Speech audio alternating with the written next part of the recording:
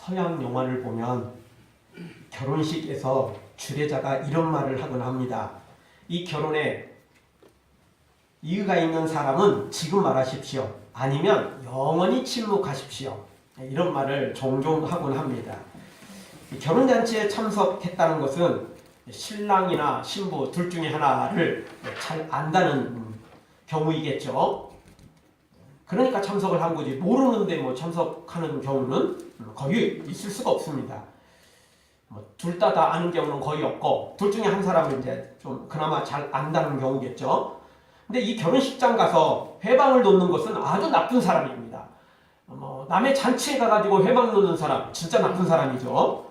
분명한 이유가 있다면 말을 해야죠. 그러나 그런 게 없다면, 간단하고 작은 거라면 영원히 입을 다물고 박수 쳐주고 지지해주고 응원해주는 것이 주위에 있는 사람들이, 가까운 사람들이 해야 될 일이지 딴 집어넣는 게 좋은 게 아닌 것입니다. 하여튼 누구나 이 결혼 같은 행복한 자리에 참석하면 마음껏 축하해주는 것이 아주 기본인 것입니다. 인생에 있어서 몇 번밖에 없는 최고로 기쁜 날 중에 하나가 결혼식 아니겠습니까? 결혼식에 참여해놓고 무슨 장례식장에 온 것처럼 그렇게 앉아있으면 그거 신뢰도 보통 신뢰가 아닌 것입니다. 오늘 성경도 어린 양의 혼인잔치가 소개되고 있습니다. 천국의 혼인잔치죠. 사실 천국에 들어가면 남자 여자가 구분이 없고 그래서 결혼이라는 게 없습니다. 오늘 성경이 여기 나와 있는 것은 이제 신랑 대신 어린 양 예수님과 신부된 바로 우리의 그 모습을 상징적으로 보여주는 거지, 진짜 무슨 결혼식을 하고 또 진짜 무슨 이 결혼 생활을 하고 이런 것들은 절대 아닙니다. 이거는 이제 우리로 하여금 천국 백성이 완전히 되었다. 완전히 되었다. 그런 상징입니다. 요즘 시대는 하도 이 성적으로 자유로운 시대라서 그냥 결혼하기 전에 동거도 하고 별것도 다 하지만 사실 그건 언제 깨어질지 모르는 겁니다. 그렇지 않습니까? 딱 결혼식을 하고 혼인신고하고 그리고 그렇게 살아야 진짜 결혼인 것이고, 그게 또 진짜 결혼 생활이라고 말할 수 있는 것입니다. 그렇게 하지 않는 사람은 언제든지 헤어지겠다. 이렇게 다 형식을 다 갖추고 해도 언제 어떻게 될지 모르는 게 우리 사람의 일인데, 이런 것도 갖추지 않는 사람들은 언제든지 헤어지겠다. 그런 의미를 담고 있는 것입니다. 그래서 바로 이 천국의 혼인잔치는 우리 예수님이 절대 마음이 변하지 않는다. 우리를 한번 선택했기 때문에 예수님과 우리의 그런 영적 그 결혼처럼 신랑과 신부 절대 깨어질 수 없는, 한번 하면 영원히 지속되는, 사람처럼 그리고 지금 시대처럼 언제든지 깨어져 버리는 그런 관계로 생각하면 안 됩니다. 우리 예수님은 약속 한번 하면 끝까지 지키시고, 한번 결정한 것은 절대 변개치 않는 분이시기 때문에 돼지 눈에는 돼지밖에 안 보인다고 사람 눈으로 예수님을 평가하고 사람 눈으로 성경을 평가하면 절대 안 됩니다. 아멘. 예수님의 약속은 예수님의 눈으로, 예수님의 평가로 바라봐야 되죠. 그래서 오늘 여기 혼인잔치를 벌인다, 그 이야기는 우리가 예수님하고 절대 깨어질 수 없는 관계다라는 거예요. 그 누구도 깰 수 없습니다. 천사도 깰 수 없고 사탄도 깰 수 없고 세상의 그 어떤 부귀 영화 권세도 예수님과 우리의 사랑을 끊어놓을 존재는 없는 것입니다. 아멘. 따라서 오늘 우리는 무슨 일이 있어도 이 어린 양의 혼인 자리에 우리가 참석해야 됩니다. 거룩한 신부로 말입니다. 아멘. 신랑 대신 예수님을 영접하는 신부로 참여해야지 다른 것으로는 여기 참여할 수가 없는 것입니다. 정말 우리는 소위 젖먹던 힘까지 써서라도 이 혼인 자리에 참석을 해야 되는 것입니다. 우리 인생의 모든 걸 다 투자해서라도, 정말 바지끄댕이를 잡고서라도 이 혼인잔치에 어떻게든 참여를 해야만 되는 것입니다. 아멘. 우리 생명까지 내어줘서라도 이 자리에 참여해야지, 그렇지 못하면 우리 인생 다 끝나는 것입니다. 바로 이 혼인 자리에 참여하느냐 그렇지 못하느냐에 따라서 우리 인생의 총 결산이 결정나는 것입니다. 영원한 내세의 영원한 삶이 여기에 달려 있습니다. 이 자리에 참석하면 천국에 들어가서 영원히 사는 거고, 이 자리에 참석 못하면 그 지옥에 떨어졌다는 이야기입니다. 영원히 지옥에서 형벌을 받아야 된다는 이야기이기 때문에 우리는 진짜 무슨 일이 있어도 이 어린 양의 혼인 자리에, 거룩한 신부로 참여해야만 된다는 것입니다. 설사 교회에 초청을 받고 또 교회에 출석하고 예배에 참석하고 또 은혜를 받았다고 할지라도 가짜로 판명나면, 짝퉁으로 판명나면 쫓겨나기 때문에 무슨 일이 있어도 이 거룩한 신부가 되어야 된다는 것입니다. 여러분, 아무리 이 신랑과 신부가 약혼을 하고 결혼식 그 날짜까지 다 잡아놨다 해도 신랑이나 신부가 아주 심각한 결격 사유가 있다. 그러면 어떻게 되죠? 파혼할 수 있는 것입니다. 그렇지 않습니까? 알고 봤더니 신부나 신랑 옛날에 결혼 전력이 있더라. 근데 결혼신고만 안 했을 뿐이지 알고 봤더니 몰래 다 같이 살았더라. 알고 봤더니 어딘가 혼에 자식이 있더라. 이런 일이 벌어지면 여러분 그 결혼식 계속 진행하는 게 쉽지가 않은 것입니다. 그럼에도 불구하고 하겠다 뭐 하면 뭐 할 수도 있겠지만 그거 언제든지 파혼할 수 있는 그 증거, 이유가 충분한 것입니다. 교회 다녔다고 은혜 좀 받았다고 다 끝까지 천국까지 가는 거 아닙니다. 마지막까지 우리가 이 거룩한 예복을 입을 때 거룩한 신부가 될 때만이 쫓겨나지 않고 계속해서 천국을 향하여 달려갈 수 있는 길이 열리는 것입니다. 그래서 마태복음 22장 14절 청함을 받은 자는 많되 택함을 입은 자는 적으니라. 청함 받은 사람은 많다는 거예요. 물론 뭐 세상의 모든 사람들을 다 청하긴 하죠. 그래도 교회 안에 들어오는 사람도 의외로 생각보다 많아요. 한 번 왔다 가는 사람 생각보다 많습니다. 우리가 뭐 전도도 맨날 안 하고 그냥 뭐 그래 너희들은 지옥 가라 다 가라 나만 천국 갈 테니까 이런 마음 아니라면 웬만한 사람들은 우리 가까운 사람들은 어떻게든 초청을 한번 합니다. 그리고 교회 한번 지나간 사람들 의외로 많습니다. 청함을 받은 사람은 많지만 택함 받은 사람은 적다라는 겁니다. 근데 바로 교회를 떠난 사람 말고도 교회 안에 나름 죽치고 앉아있는데 그럼에도 불구하고 그 중에서도 나중에 쫓겨나는 사람이 있더라는 것입니다. 그래서 우리가 끝까지 혼인 자리에 거룩한 신부로 파혼당하지 않고 쫓겨나지 않고 거룩한 신부로 우리가 계속해서 남아 있으려면 우리가 거룩한 예복을 입어야 됩니다. 거룩한 신부가 되어야 되는 겁니다. 결격 사유 발견되면 쫓겨날 수 있다는 것입니다. 파혼당할 수 있다는 것입니다. 물론 어떤 결격 사유라 할지라도 우리 예수님 앞에 철저히 회개하면 그게 가능하긴 합니다. 근데 이제 그게 상습범이 되면 곤란하죠. 죄 짓고 와서 주님 죄송해요. 침 말라고. 그리고 죄송해요. 그리고 또 죄 짓고 와갖고 예수님 죄송해요. 제 마음 아시죠? 뭐. 이러면 곤란합니다. 그거 상습범입니다. 그렇죠? 그런 상습범은 절대 법원에서도 안 봐줍니다. 초범은 조금 봐주긴 하지만 재범부터는 곤란해져요. 그러다가 몇 번 반복되면 가중처벌됩니다. 알고 계시죠? 그러니까 우리가 연약했을 때 어쩔 수 없이 정말 그 예수님의 말씀대로 마음은 원이로되 육신이 약하도다. 제자들이 그렇게 졸며 잘 때 그때나 그게 해당되는 것이지 그게 무조건 면죄부 받는다. 교회만 나오면 예수님 죄송해요. 말만 하면 회개기도 같은 것만 하면 그냥 면죄부 받는 것처럼 착각에 빠지면 절대 안 되는 거죠. 어쨌든 다시 돌아와서 하나님의 선택과 부르심에 감사하면서 하나님의 뜻대로 충성하여 우리가 진짜 거룩한 신부로 절대 결격 사유가 없는 신부로 그리고 지은 죄는 철저히 십자가 앞에 나와 회개하고 그리고 몸부림치면서 진짜 팔을 잘라내고 발을 하나 잘라내더라도 눈을 하나 뽑아서라도 우리가 죄는 버리고 정말 십자가의 길로 예수님을 닮아 따라가 끝까지 거룩한 신부로 우리 주님 앞에 인정받고 그래서 정말 우리 주님과 함께 그 영원한 천국을 소유하는 복된 하나님의 사람들 되어지길 주의 이름으로 축원합니다. 오늘 말씀 통해서 우리가 생각해 볼 수 있는 첫 번째 말씀 6절 7절을 통해서 어린 양의 혼인잔치를 찬송하고 영광 돌리라는 것입니다. 아멘. 즉 이 혼인잔치를 기대하고 이 혼인잔치에 참여한 것을 찬송하고 영광 돌리고 기뻐하고 즐거워하라 그런 의미인 것입니다. 아멘. 여러분 혼인잔치에 참여해놓고 즐거워하는 건 진짜 기본이잖아요. 신부도 마찬가지고 신랑도 마찬가지고 가족도 마찬가지고 거기 축하러 온 들러리도 마찬가지고 축하하러 온 모든 지인들 다 마찬가지입니까? 아닙니까? 아니, 결혼식장 와가지고 초상집에 앉아있는 것처럼 그렇게 그냥 얼굴 뚱하고 앉아있고 그러면 그거 바람직하지 않는 것입니다. 아니 잔치 남의 잔치집에 와가지고 뭐 처칠 일이 있습니까? 울 일이 있으면 딴 데 가서 우시고 여기 혼인잔치에 참여했으면 기뻐하는 겁니다. 즐거워하는 겁니다. 축하해 주는 것입니다. 마땅한 거 아니겠습니까? 당연히 이 천국의 혼인잔치가 벌어졌으니까 찬송하고 영광을 돌리라는 겁니다. 6절 7절을 보십시오.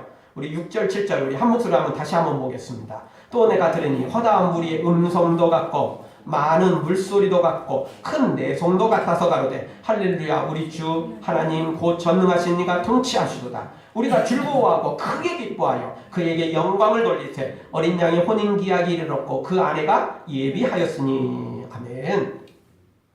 6절에 보면 허다한 무리가 음성도 같고 많은 물소리도 같고 또 큰 뇌성도 같았다. 정말 이 찬양의 소리가 장난이 아닌 거예요. 뭐 7절 말씀처럼 우리가 즐거워하고 크게 기뻐했어요. 그냥 즐거워하고 기뻐해도 보통이 아닌데 그게 크게 기뻐하니까 얼마나 크게 찬송을 부르는지 얼마나 크게 기뻐하고 즐거워하는지 음성도 같은데도 그게 많은 물소리 즉 뭐 폭포가 떨어지는 물소리처럼 또는 막 파도가 막 엄청나게 치는 이런 물소리처럼 거기다가 또 그 정도로 끝나지 않고 어떤 소리? 뇌성 소리인데 그것도 어떤 뇌성 소리? 큰 뇌성 소리. 여러분 비가 막 오고 막 억수같이 쏟아지고 번개가 칠 때 가까운 곳에 번개 치면 어떻게 되죠? 뭐 건물이 막 흔들릴 정도예요. 막 귀가 아파가지고 막 다 놀라 자빠지죠. 번개 칠 때 무서워갖고 이불 뒤집어 쓰고 들어가는 사람 한둘이 아니죠. 예. 근데 보통 사람도 가까운 곳에 이 번개가 치면요 그 소리가 정말 그 말로 할 수 없을 정도입니다. 다 놀랄 정도죠. 오늘 성경에 바로 이 6절에 그렇게 지금 여기 모여있는 사람들이 찬송하고 영광 돌리는데 그런 소리가 들렸다는 거예요. 많은 물소리같이처럼 큰 내성 소리처럼 얼마나 크게 찬송했으면 얼마나 즐거워했으면 얼마나 기뻐했으면 이런 소리가 들렸겠어요. 근데 그 내용이 어떤 소리입니까? 6절에서는 할렐루야 찬송하자. 지금 찬송하고 있는데 또 찬송을 하는 겁니다. 그러면서 하나님이 통치한다. 하나님이 통치하시는 나라다. 이제는 사탄도 없고 죄도 없고 더럽고 취한 것도 없고 오직 하나님만이 통치하는 나라다. 그런데 그걸로 끝나지 않고 또 즐거워하고 크게 기뻐하는 이유가 뭡니까? 하나님께 영광 돌리는 이유가 뭡니까? 어린 양의 혼인 기약이 이르렀다는 겁니다. 신부가 준비됐고 근데 그 신부가 누구냐? 바로 우리라는 거죠. 그러니 얼마나 기쁘고 즐거웠냐는 겁니다. 근데 여기서 자격이 있는 신부라면 가지고 뭐 신랑도 자격이 있고 괜찮은 선남 선녀가 만났으면 괜찮잖아요. 근데 이게 누가 봐도 자격이 없는 거예요. 신부의 자격이. 신랑은 선남인데 신부는 아무리 봐도 이게 자격이 없는 거예요. 너무 격이 안 맞는 거예요. 누가 봐도 야, 신랑이 너무너무 아깝다 이런 생각이 들 정도로 아니 아깝다라고 말하는 게 아니고 이거는 누가 봐도 이거 말도 안 되는 결혼식인 거예요. 그런데 이 신부가 여기서 자격을 갖춰서 신랑을 만나게 되는 거죠. 그러니 이런 노래를 할 수밖에 없어요. 여러분 결혼 억지로 하는 사람은 도살장에 끌려가는 것처럼 갈 수 있습니다. 그런데 정말 너무너무 좋은 신랑을 만났다. 나는 진짜 자격도 없고 나는 뭐 배운 것도 없고 미모도 별로고 뭐 진짜 뭐 정말 자격이 하나 없는데 신랑은 너무너무 큰 자격을 가진 거예요. 당연하죠. 우리 예수님 만왕의 왕이시니까 왕이신데 그러니까 자격이 없는 우리가 그 신랑 대신 예수님을 만났으니까 여기서 꿍하고 있겠습니까? 그냥 웃는 정도로 그냥 방긋 웃는 정도로 끝나겠습니까? 아니요. 그럴 수 없어요. 이거는 그렇게 할 수 있는 상황이 아니에요. 절대 그렇게 할 수 없어요. 그러니까 이게 노랫소리가 큰 뇌성처럼 그렇게 큰 소리로 지금 찬양을 하고 있고 영광 돌리고 있는 것입니다. 여러분 이런 장면은 아무리 설명한들 설명이 불가능합니다. 이거는요 TV로 생중계를 봐도 그 자리에 참여해야만 그게 생생하게 느껴지는 거지 그 TV로 본다고 다 느껴지는 게 아닙니다. 이런 건 이 자리에 직접 참석을 해야 돼요. 그래야 그 감동이 막 느껴지는 것입니다. 여러분 2002년 때 그 우리나라 월드컵 했지 않습니까? 대부분 뭐 어른들은 뭐 집에서 뭐 TV 보지만 젊은 사람들은 어떻게 하죠? 저 광화문으로 봅니다. 달려가는 겁니다. 왜 쓸데없이 그냥 집안에서 평안히 그냥 편히 누워가지고 보지 왜 거기까지 가겠어요? 그게 감동 있는 거예요. 아니 경기장 가는 거기까지는 못 가더라도 최소한 우리끼리라도 모여가지고 거기 있겠다는 거예요. 그러니까 그런데 찾아갈 정도 되면 벌써 이 열정들이 있는 거고 이게 뜨거움이 있는 거예요. 그런 거 귀찮은 사람들은 벌써 나이 들었다 이렇게 보시면 되겠습니다. 못 간 우리는 벌써 나이 들은 것입니다. 젊은 사람들은 찾아가요. 그래서 그게 새벽까지 그러고 그냥 방방 뛰다가 아침에 들었잖아요. 그런 거 아니겠습니까? 그게 왜 그렇게 하느냐? 그 어른들 입장에서는 진짜 이제 나이 드신 분들은 야 저놈들 참 젊고 좋겠다. 이제 이렇게 생각하면 이제 그나마도 조금 젊은 오빠에 속하는데 저놈들 뭐 하는 짓이야 저거? 이러면 이제 진짜 그거는 늙은 오빠입니다. 그거는 이제 벌써 이제 늙어도 너무 늙었어요. 그냥 육체가 늙은 게 아니고 사실 마음이 늙은 겁니다. 그거는 조금 곤란합니다. 최소한 젊은 사람들 야 저는 참 젊을 때가 좋다. 야 정말 그렇게 그래 국가를 사랑하는 마음으로 응원도 하고 좀 그런 애국심을 가지고 좀 살아라. 이렇게 이제 응원을 해줄 때 그게 이제 나이는 좀 들었어도 마음이 좀 젊은 오빠에 속한다고 볼 수 있을 것입니다. 오늘 여기 이렇게 지금 막 내성처럼 이러는데 아이고 귀 아파 뭐 그냥 하나님 뭐 귀 먹었냐? 그냥 적당한 소리로 찬송해라 그냥. 이렇게 말하는 사람 이런 사람들은 여기에 필요 없습니다. 여기에 자격 없는 사람들입니다. 귀 아파서 못 있겠다. 결국 자격 없으니까 본인이 떠나는 겁니다. 아니 쫓겨나는 겁니다. 여기 자격 있는 사람은 어떤 사람들입니까? 아니 저놈이 나보다 더 큰 소리로 찬양하네. 내가 더 기쁜데? 그래서 자기가 더 큰 소리로 찬양하는 사람. 막 더 열정적으로 찬양하는 사람. 그래서 오늘 7절을 보십시오. 우리가 즐거워하고 크게 기뻐하여 그에게 영광을 돌리세요. 진짜 말 그대로 장난이 아닌 거예요. 찬송 소리가. 기뻐하고 즐거워하는 그 모습이 장난이 아닐 정도라는 겁니다. 이건 감히 설명할 수 없는 거예요. 남들이 보면 미친 거예요. 남들이 보면 이게 정상이 아닌 거죠. 그러나 당사자는 그럴 수밖에 없어요. 왜? 지금 제정신으로 예수님이 우리를 신부로 맞아준 게 아니거든요. 진짜 예수님이 우리 같았으면 우리는 신부는커녕 여기 결혼식장에 들러리로도 올 수 없는 존재라니까요. 그런데 예수님이 들러리도 아니고 구경꾼도 아니고 우리를 신부로 삼으셨는데 이게 지금 보통 자리냐고요. 당연히 크게 기뻐하고 즐거워할 수밖에 없는 거죠. 우리 모두 이 어린 양의 혼인잔치를 거룩한 신부로 부르신 우리 예수님을 기대하고 소망하고 기다리면서 우리가 그 자리에 참석하게 된 것을 찬송하고 크게 기뻐하고 즐거워하며 정말 영광 돌리는 우리 모두가 되어지기를 주의 이름으로 축원합니다. 다 같이 한번 따라서 하겠습니다. 어린 양의 혼인잔치에 참여하여 찬송합시다.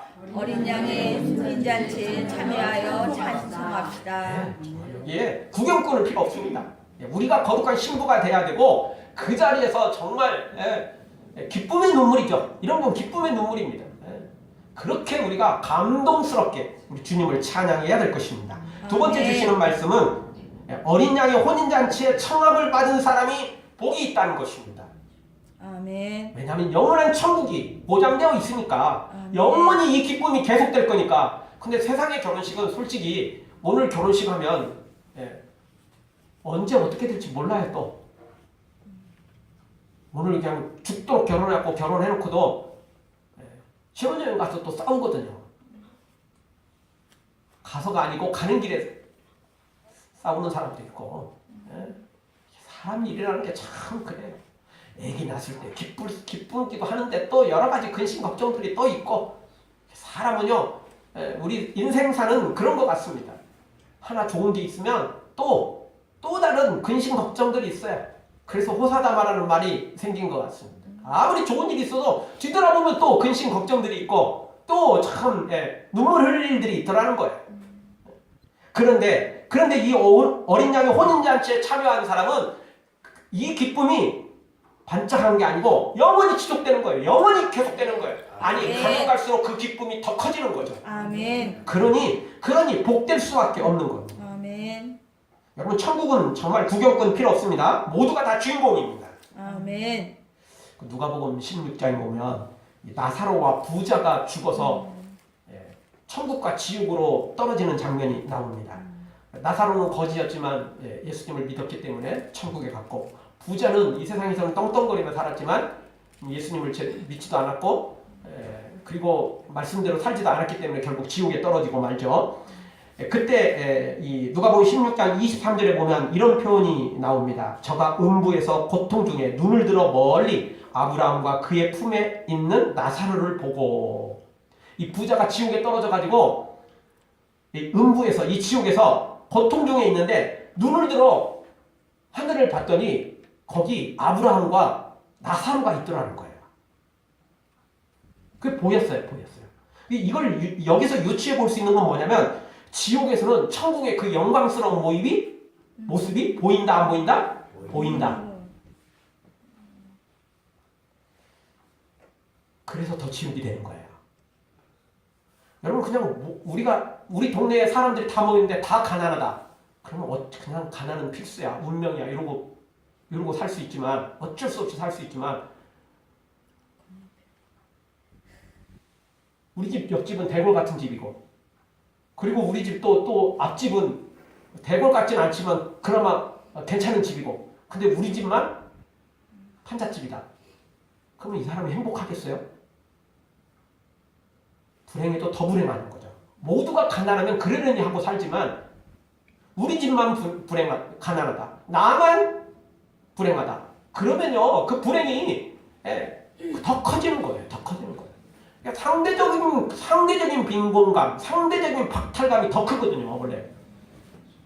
그래서 진짜 세계에서 가난한 나라들 찾아가서 인터뷰를 해보면 생각보다 행복하게 살아요. 왜? 그냥 세상이 다 그렇게 가난한 줄 알아요. 그런데 빈부격차가 커져 있는 나라, 이런 나라를 찾아가면 웬만한 사람도 행복하진 않아요. 왜? 너무너무 부자로 사는 사람들이 눈앞에 보이니까 그거 바라보느라고 너무 불행해지는 거예요. 여러분, 지옥 자체도 너무 고통스러워요. 근데 지옥이 더 지옥이 되는 건 뭐냐면 천국이 보인다는 거예요. 안 보이면 그냥 너나 나나 다 우리 지옥 떨어졌으니 어쩔 수 없다, 이런 게 생각되는데 그게 아니야. 천국이 보인다는 거예요. 근데 그것도 세상에서는 우리 집 대문에 앉아가지고 음식 버리는 걸로 배 채운 나사로, 거지. 사실 이 부자가 나사로 이름도 몰랐을 거예요, 솔직히. 여기 성경에 기록돼 있으니까 아는 거지. 지금 뭐 본인이 그 거지라고 알았지 나사로라는 이름을 알 수가 없어요. 솔직히 관심도 없어요. 자기 배 채우는데 바쁘지. 그리고 집 오갈 때 그 거지 옆에 있는 거 보고 되게 눈 거슬렸을 거예요. 한두 번쯤은 아마 본인이 체면이 있으면 못하겠지만 다른 사람 시켜가지고 집안에 있는 그 종들 시켜가지고 좀 쟤 좀 어떻게 좀 해봐라. 아마 이랬을지도 모른다고요. 그런데 이 사람이 지금 이 지옥에 떨어져서 이 천국을 고스란히 다 보는 거예요. 물론 이제 아마 천국에서는 지옥을 볼 수 없을 겁니다. 왜냐하면 천국은 다 착한 사람만 있는데 지옥에 고통받는 게 다 보이면 그 원래 착한 사람들은 되게 마음이 또 여려요. 그래서 남들 고통받는 걸 또 되게 또 마음 아파해. 그러니까 아마 천국에서는 못 볼 거예요. 근데 분명한 건 지옥에서는 천국을 다 볼 수 있다는 거예요. 그게 더 큰 지옥에, 그 지옥 땅은 지옥이 되는 거예요. 그러니까 여러분, 천국은 구경꾼이 이렇게 많다니까요. 어떤 구경꾼? 지옥에 떨어지는 사람들이 다 천국 구경한다고요. 부러워하면서요. 천국에는 구경꾼이 굳이 필요 없어요. 왜? 지옥에 널려있는 게 다 구경꾼들이거든요. 천국에는 누구만 있냐? 주인공들만 있는 겁니다. 천국에는 신부된 거룩한 주인공들만 남아있습니다. 구경꾼은 한 사람도 필요 없어요. 안 그래도 지옥에 구경꾼이 넘쳐났는데 뭘 또 구경꾼이 천국에 왜 필요하겠습니까? 천국엔 구경꾼 필요 없습니다. 천국은 다 주인공들입니다. 거룩한 신부들만 남아있습니다. 아멘. 9절 상반절을 보십시오. 천사가 내게 말하기를 기록하라. 어린 양의 혼인잔치에 청함을 입은 자들이 복이 있도다.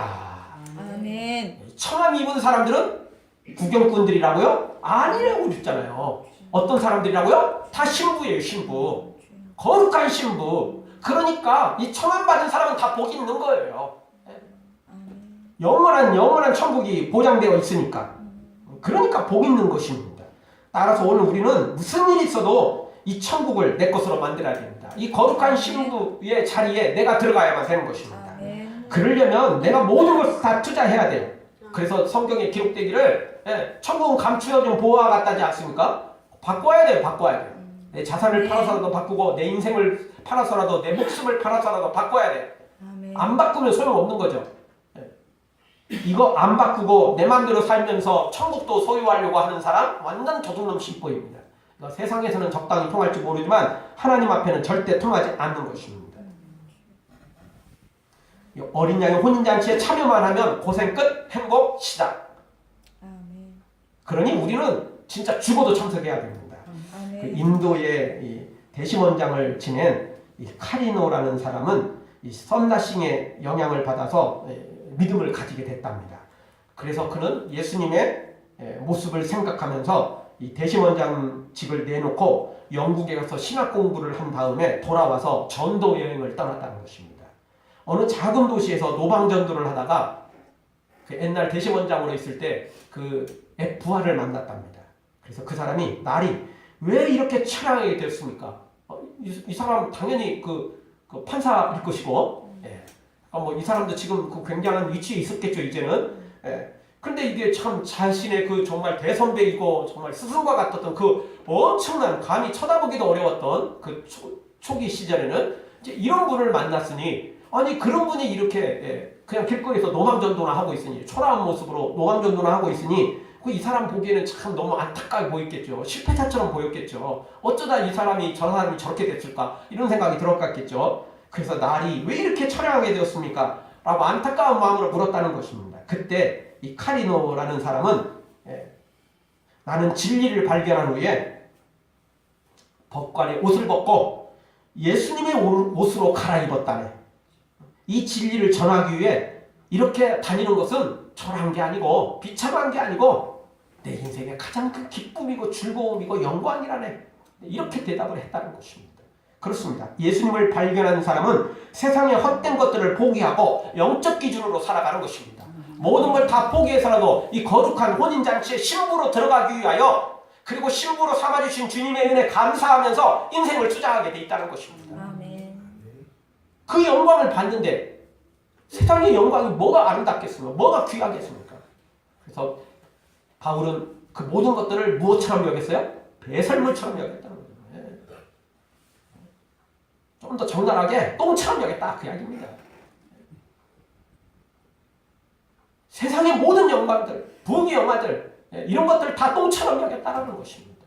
그리고 바울은 오직 이 거룩한 신부가 되는 것, 이 거룩한 이 영광의 자리에 참여하는 것, 그것 때문에 자신의 인생을 다 투자해서 복음을 전하는 일에 앞장섰던 것입니다. 사랑하는 성도 여러분, 세상의 복들은 전부 사라질 것들입니다. 이 어린 양의 혼인잔치에 참여하는 것만이 진짜 영원한 복이고, 그래서 이 영원한 이 신부, 거룩한 신부의 자리에 들어가기 위해서 우리의 있는 모든 것을 다 투자하고 희생하고 헌신해서 그 영광스러운 신부의 자리에 들어가는 복된 성도들 되어지길 주의 이름으로 축원합니다. 마지막 세 번째로 주시는 말씀은 이 준비된 신부가 빛나고 깨끗한 세마포 옷을 입는다는 것입니다. 준비되지 않는 신부는 설사 교회 안에 들어왔다 할지라도 얼떨결에 교회에 들어왔어요. 그랬다 할지라도 다시 쫓겨납니다. 거룩한 깨끗한 빛난 세마포를 입은 신부만이 계속해서 신부의 자격을 유지하는 것입니다. 8절 보십시오. 오늘 성경 8절 우리 한 목소리 한번 읽겠습니다. 그에게 허락하사 빛나고 깨끗한 세마포를 입게 하셨은즉 이 세마포는 성도들의 오는 행실이로다. 아멘. 신부에게 허락한 옷이 있어요. 그 옷이 세마포 옷인데 어떤 옷입니까? 빛나고 깨끗한 옷이에요. 빛나는 옷, 깨끗한 옷이에요. 더러운 옷 아니에요. 바랜 옷? 아니에요. 빛난 옷이에요. 깨끗한 옷이에요. 이 옷 입은 사람만 신부의 자격을 유지할 수 있어요. 빛이 바랬다? 더러워졌다? 이 사람은 쫓겨납니다. 신부가 아니거든. 더 이상 결격사유예요. 이거 파혼대상이에요. 그러니까 교회 안에 들어왔다 할지라도 이 소용없는 것입니다. 그래서 이 깨끗하고 빛난 옷이 어떤 것이라고 8절 하반절에 소개하고 있습니까? 이 세마포는 성도들의 옳은 행실이다. 의로운 행실이다. 그러니까 더러운 행실을 하는 사람, 교회로 나왔는데 자기 마음대로 살아가는 사람, 이런 사람은 깨끗한 옷을 입을 수 없다는 거예요. 빛난 세마포 옷을 입을 수 없다는 거예요.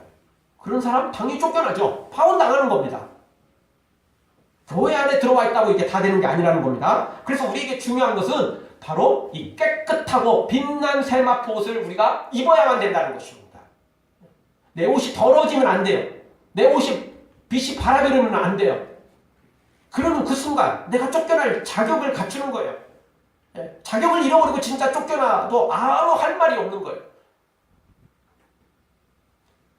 그래서 예수님은 주의 하는 것이 천국에 들어가는 게 아니고 아버지의 뜻대로 행하는 사람이 천국에 들어가는 거예요. 여기 옳은 행실, 옳은 행실입니다. 옳은 행실. 그게 빛나고 거룩한 영광스러운 세마포인 것입니다.